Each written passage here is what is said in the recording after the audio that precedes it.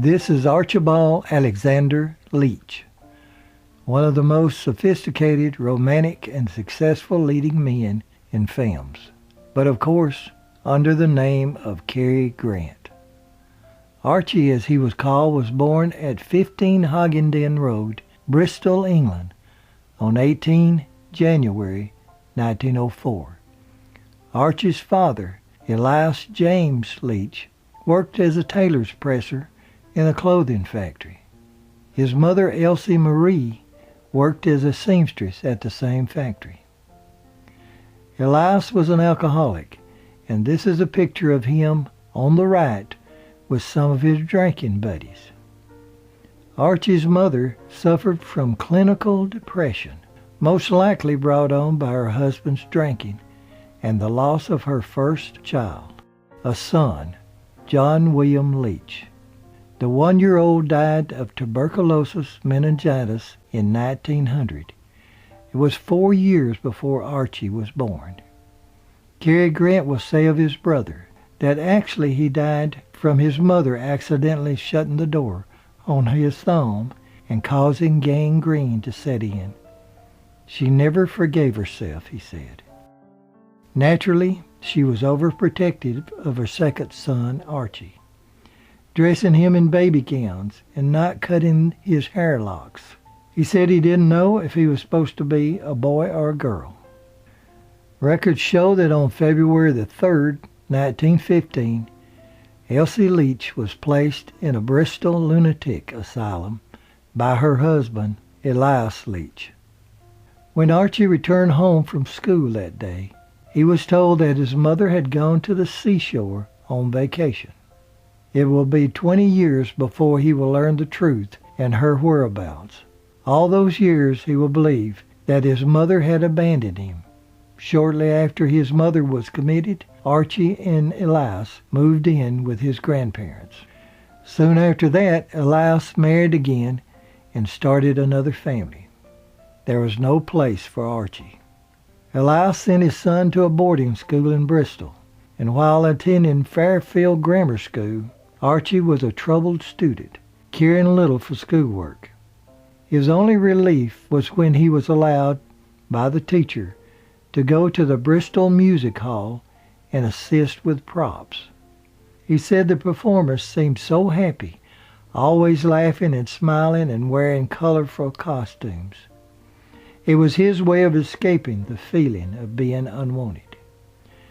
When Archie was 14, the Bob Penders comic touring group started performing in Bristol. Archie became acquainted with the performers. He convinced the troupe that he was 16, the legal age for work. He left school and began touring, and they began teaching him pantomime, how to be an acrobat, and how to walk on stilts. By 1920, at the age of 16, he was picked as one of the performers to travel to the United States. The troupe traveled on the RMS Olympic, and they will perform in the U.S. for almost 2 years.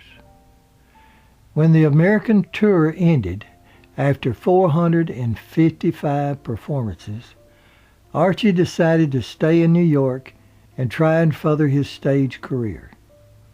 He became acquainted with stage actors that helped him at first get small walk-on parts. To make money, he took other jobs, once as a stilt walker at Coney Island, wearing advertisement signs. He hated it. Although he began getting better parts, it was a struggle. Being on his own and lack of a formal education, he had to educate himself by reading everything he could. He became an avid reader all of his life. By 1927, he had appeared in 2 musicals, Golden Dawn and Polly. They were not tremendously successful, but it got him noticed. And by 1931, the Paramount Movie Corporation will offer him a 5-year contract. And in 1932, he was on his way to Hollywood. His first appearance in films was This Is the Night with Charles Ruggles and Thelma Todd. Next, it'll be Carol Lombard in Sinners in the Sun, and 4 other movies before getting a starring role in Hot Saturday with Nancy Carroll and Randolph Scott. Now this movie will create a friendship between Cary Grant, his new name that he had created on studio orders, and Randolph Scott that will last a lifetime. The 2 stars will move in together, causing studio gossip because of their living arrangements.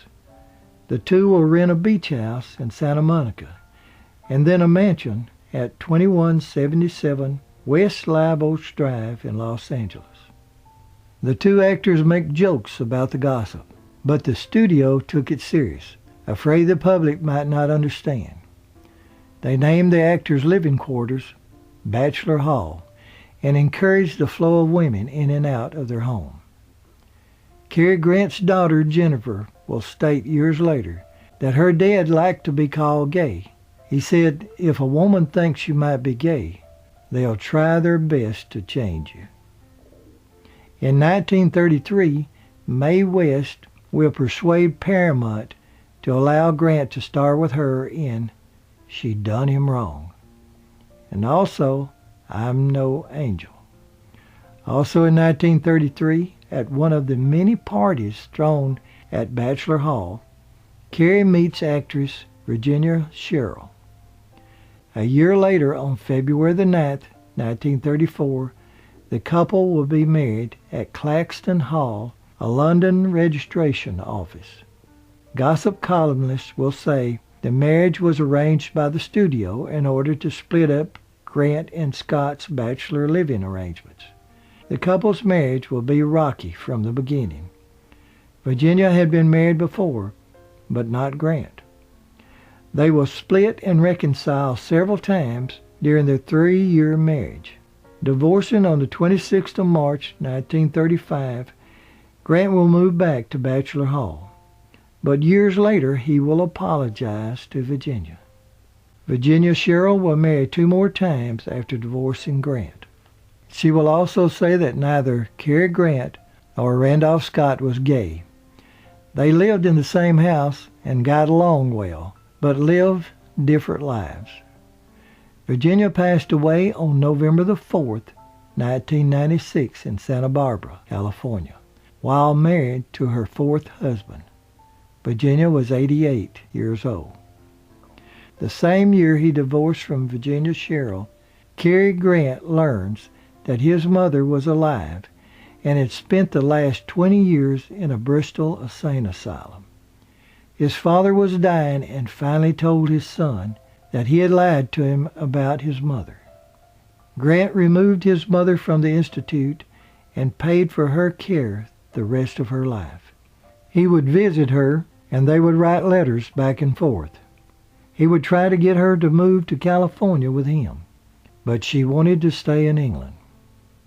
Elsie Marie Leach will live a quiet life in Bristol until her death at the age of 95 in 1973. In 1936, Cary Grant's contract with Paramount was up, so he went to Columbia Pictures as an independent. And the next year it would be The Awful Truth with Irene Dunne. In 1938, Grant will co-star with Katharine Hepburn in Bringing Up Baby. Grant will say that he never said Judy, Judy, Judy, but that he did say Susan, Susan, Susan in this movie. The next year in 1939, Grant will co-star with Victor McLaglen and Douglas Fairbanks Jr. in Gunga Din.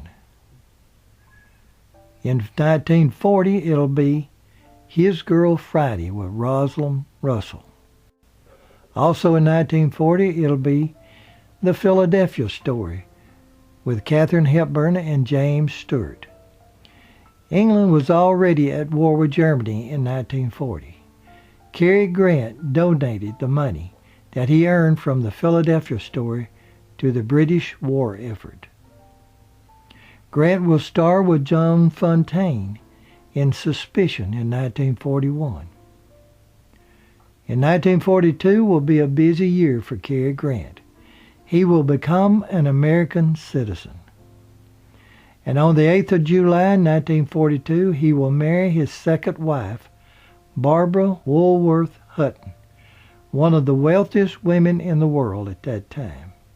Barbara's maternal grandfather was Frank W. Woolworth, owner of the Woolworth Five and Dime stores. And her father, Franklin L. Hutton, was co-owner of the E.F. Hutton Investment Banking Company. Cary's marriage to Barbara will permanently end the 12-year living arrangements with Randolph Scott, although they will remain friends. His marriage to Barbara will last 3 years, and they'll divorce on the 30th of August, 1945. The newspapers will dub the couple Cash and Cary. Grant was Barbara's third husband, and she will marry 4 more times after him. Although Hutton paid enormous amounts of money to get out of her marriages, Cary Grant wanted nothing. He had his own money, and he was already famous. He had become very close to Barbara's son Lance and considered him like a son.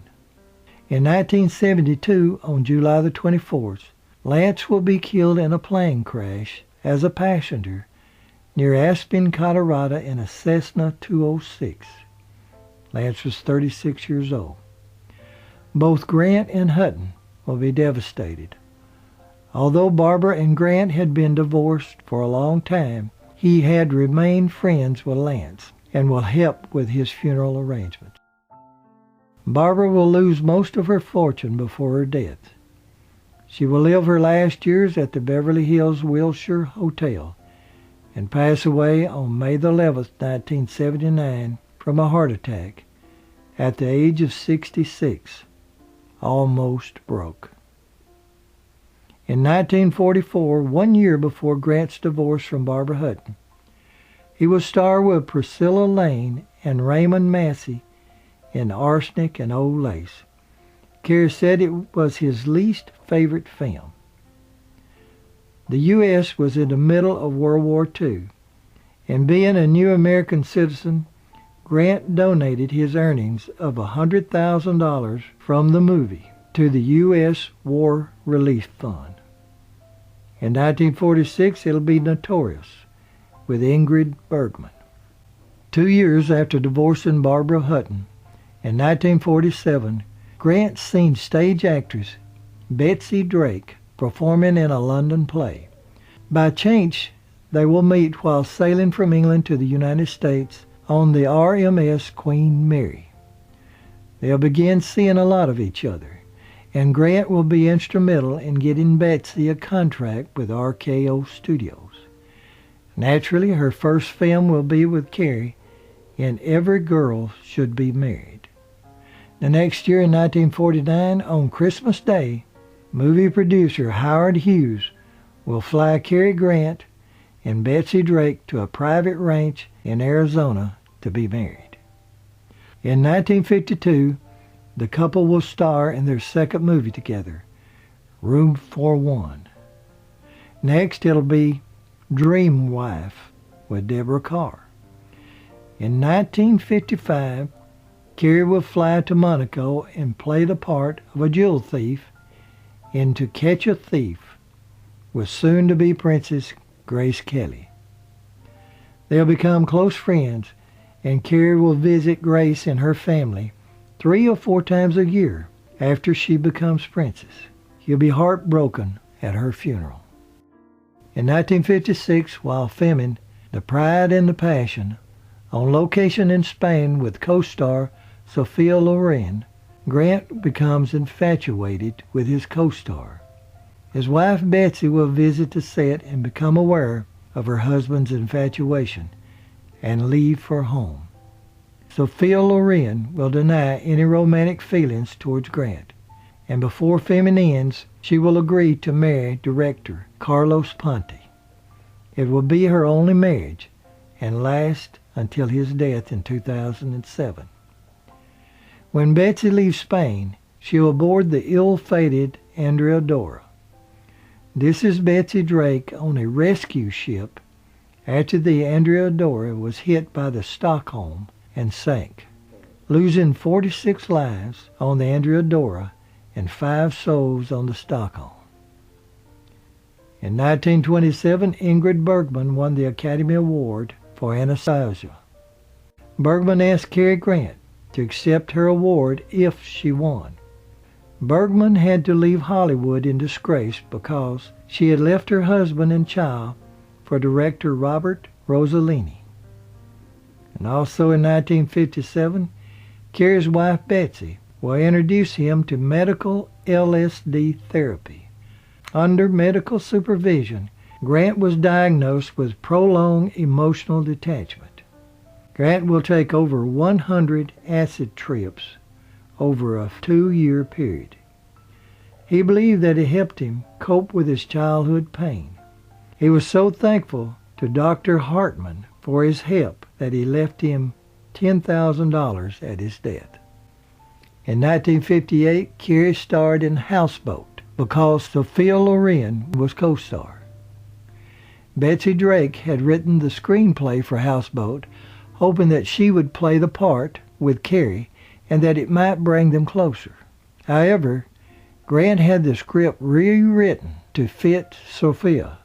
Although when Sophia rejected Cary's advances, he wanted to leave the movie heartbroken, but his contract wouldn't allow it. Betsy Drake was not credited as the writer. The next year, in 1959, it'll be North by Northwest with Eva Marie Saint. Also the same year, it will be Operation Petticoat with Tony Curtis and John O'Brien. It will be Grant's highest grossing film. In 1960, Cary Grant will receive a star on the Hollywood Walk of Fame. It's located at 1610 Vine Street, Hollywood. Now here he is back in 1951, placing his handprints in front of Grauman's Chinese Theater. On 13 August 1962, Betsy Drake and Cary Grant will divorce after a 4-year separation. Betsy will leave the movie business, saying that she divorced Hollywood along with Cary Grant. She will become a therapist, helping children improve their mental health. Betsy will pass away 27 October 2015 in London at the age of 92. She had no children, and she never remarried after divorcing Cary Grant. In 1964, it'll be Father Goose with Leslie Caron. Grant said that this movie was the closest to his real self. On July the 22nd, 1965, 61-year-old Cary Grant will marry 27-year-old actress Diane Cannon at the Dunes Hotel in Las Vegas, Nevada, owned by his friend Howard Hughes. Shortly after their marriage, the couple will fly to Bristol, England to introduce Diane to Cary's mother, Elsie. The next year, Jennifer Diane Grant was born. Cary was excited over his only child. He was determined that he would always be there for her, unlike his early childhood. At the age of 62, he informed Hollywood that he intended to retire from acting so that he could spend time with his daughter. Jennifer will years later remember happy times living with her family in their home at 9966 Beverly Grove Drive in Beverly Hills. The public will stop at their driveway and peer through the bars at the gate, looking like animals in a cage, she said. The Grants, as a joke, had this picture made of them staring through the bars on the gate, looking back at the public. Cary's last picture before retiring from acting was Walk, Don't Run with Samantha Eggar. Through the years, directors will try to entice him to come back to acting with tempting parts, but to no avail. Cary Grant appeared in more than 70 movies during his career, and he was nominated for 5 Golden Globes and twice for Academy Awards, but he never won. However, In 1970, he was given an honorary Oscar, presented to him by his friend Frank Sinatra. Cary Grant's only bright spot in his marriage to Diane Cannon was his daughter Jennifer. The marriage was rocky and will end in divorce court. While going through divorce court from Diane, on March the 12th, 1968, Cary was being driven to the Kennedy Airport in New York when his limousine was struck by a truck, breaking his nose and several ribs. While in the hospital at St. John's in Elmhurst, he learned that the hospital was in financial trouble. Cary agreed to have his picture made with hospital employees for $5 per picture. He posed for 451 individual photos, and then he donated the money to the hospital. Diane Cannon and Cary Grant will divorce on the 21st of March, 1968.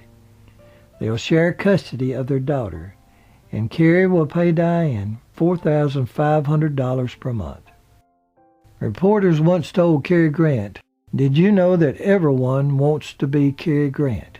He replied, "So would I." He said he had pretended to be Cary Grant so long that he eventually became Cary Grant. On April 11, 1981, at the age of 77, Cary Grant will marry British hotel public relations agent, 30-year-old Barbara Harris. With Barbara to support him, Cary decided to go on tour and advertised it as a conversation with Cary Grant. He would show his movie clips and answer questions from his fans. He loved these one-man, 90-minute shows. The tour was a success, although he was already a multi-millionaire, thanks to investments that were recommended by his friends Howard Hughes and Randolph Scott. In 1984, while on tour, Cary will suffer from a minor stroke, but he'll recover and continue the tour. 2 years later, on November the 29th, 1986, while rehearsing for the evening show at the Adler Theater in Davenport, Iowa, he'll begin feeling ill and will be helped off the stage. He'll be taken back to the Black Hawk Hotel where he was staying. At 9:15 p.m., Cary Grant, with his wife Barbara, will be wheeled out of the hotel to the St. Luke's Hospital. Cary Grant will pass away at 11:22 p.m. on November the 29th, 1986, from a massive cerebral hemorrhage. He'll be transported back to California. At his request, he'll be cremated and his ashes scattered in the Pacific Ocean. Archibald Alexander Leach was 82 years old.